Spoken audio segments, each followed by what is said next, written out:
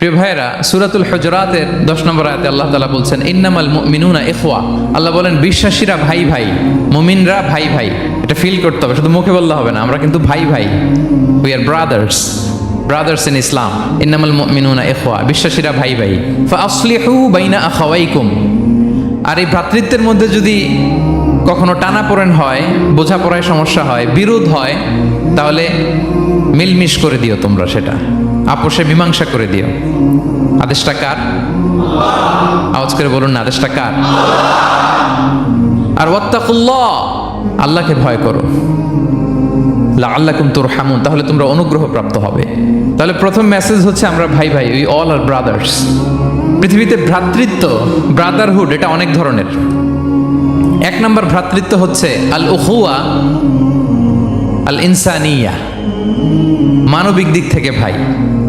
যারাই মানুষ তারাই ভাই, কারণ আমাদের আদি পিতার নাম, আদিমাতা Adam and Eve.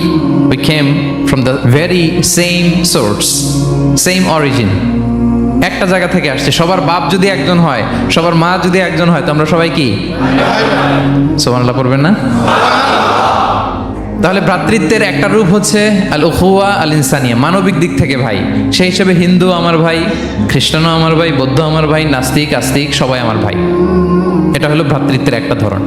ভ্রাতৃত্বের আরেকটা ধরন হচ্ছে আল উখুয়া আন নাসাবিয়া, বংশীয় ভাই, বংশের সম্পর্ক বা রক্তের সম্পর্ক। যেমন আমার চাচাতো ভাই, খালাতো ভাই, আরো ক্লোজে গেলে আমার আপন ভাই, মায়ের পেটের ভাই, এক রক্তের ভাই, ঠিক কিনা বলেন?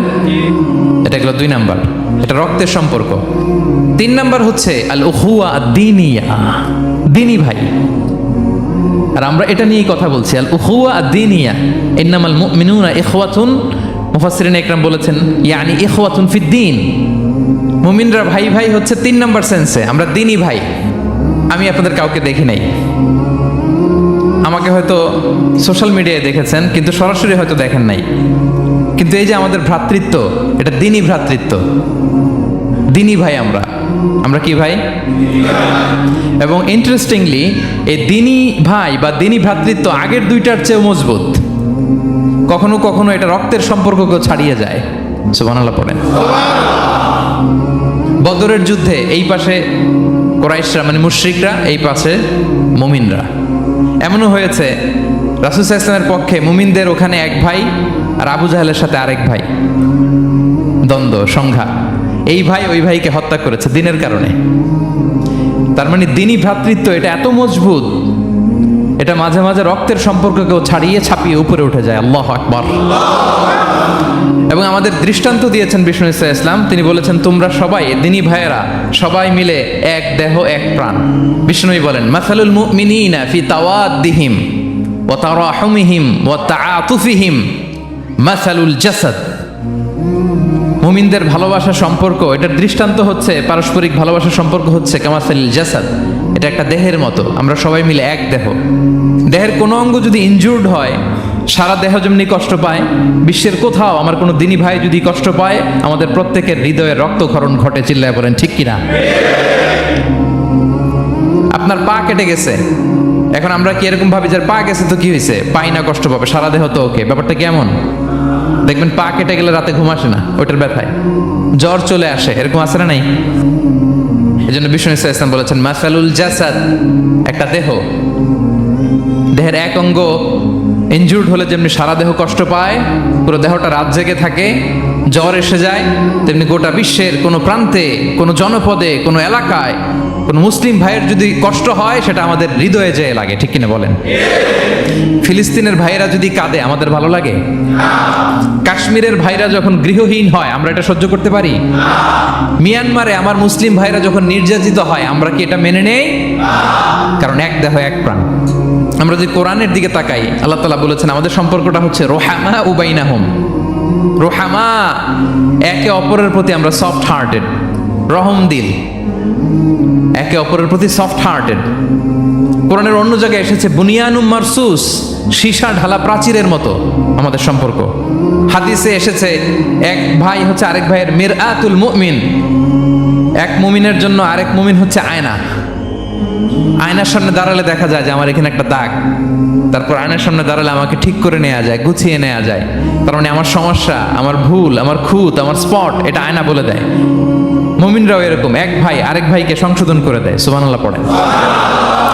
এবং কোরআন কখনো কখনো আমাদেরকে বলেছে যে ওয়ায়ুফিরুনা আলা আনফুসিহিম ওয়ালাউ কানা বিহিম খাসাসা, ভ্রাতৃত্বের সম্পর্কটা এমন হবে যে নিজের প্রয়োজনের চেয়েও মুমিন ভাই তার অন্য ভাইয়ের প্রয়োজনকে গুরুত্ব দিবে। পড়েন সুবহানাল্লাহ। আমার প্রয়োজন, তারপর আমি না নিয়ে আমার ভাইকে দিব। এরকম নিদর্শন আমাদের মধ্যে আছে না নাই? আপনারা ইয়ারমুকের যুদ্ধের নাম শুনেছেন, হিজরি 15 সালের কথা। বিষ্ণু ইসলাম এর ইন্তেকালের 4-5 বছর পরের ঘটনা। ওমরে ফারুক রাদিয়াল্লাহু তাআলা আনহু, উনি হচ্ছেন তখন আমাদের খলিফা, the second caliph of Islam, আমিরুল মুমিনিন, খলিফাতুল মুসলিমিন।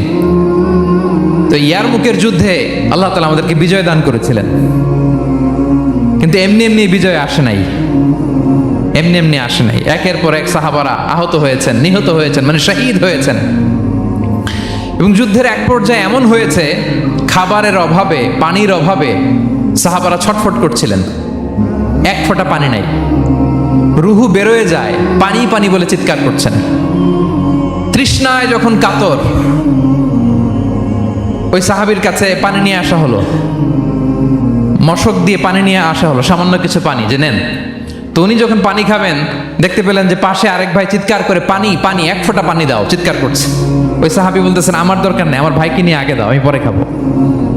আল্লাহ। ওই দ্বিতীয় সাহাবীর কাছে যাওয়া হলো এই মশক নিয়ে, যে আপনি একটু পানি খেয়ে তার হৃদয়টাকে শান্ত করেন, ঠান্ডা করেন। তিনি যখন পানি মুখে নিতে যাবেন, পাশে আরেক ভাই চিৎকার করছে পানি পানি, এক ফোঁটা পানি দাও। ওই সাহাবী বললেন আমাকে না, আমার ভাইকে দাও, আমার আগে আমার ভাইকে দাও। ওই সাহাবার কাছে নিয়ে যাওয়া হলো যে আপনি আগে খান। ওই সাহাবীর কাছে পানির মশক নিয়ে যেতে যেতেই উনি শহীদ হয়ে গেলেন। আবার মশক নিয়ে দ্বিতীয় সাহাবীর কাছে আসতে না আসতে দ্বিতীয় সাহাবীও শহীদ হয়ে গেলেন। প্রথম যিনি চিৎকার করছিলেন তার কাছে আবার মশক নিয়ে যেতে না যেতে তিনিও শহীদ হয়ে গেলেন। সুবহানাল্লাহ পড়বেন না?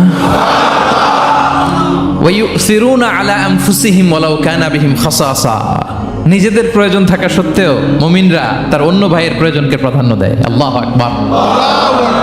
এই হচ্ছে আমাদের ভ্রাতৃত্বের দৃষ্টান্ত।